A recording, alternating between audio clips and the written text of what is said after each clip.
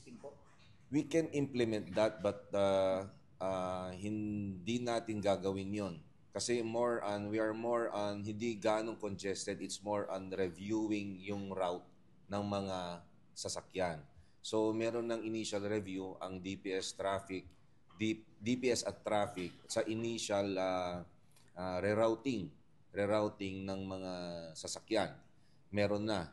So, ipapasa na lang yung amendments doon sa traffic code. That's one. Number two, nung konsehal tayo, nag-initiate kasi tayo na magkaroon ng committee hearing with regards doon sa truck window. Yung truck window, example, 6 o'clock, 6 a.m.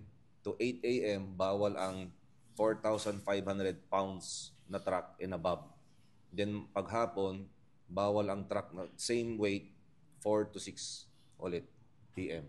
So, yun yung mga other options. So, number of vehicles kasi, hindi gaano, magulo lang yung route. Yun.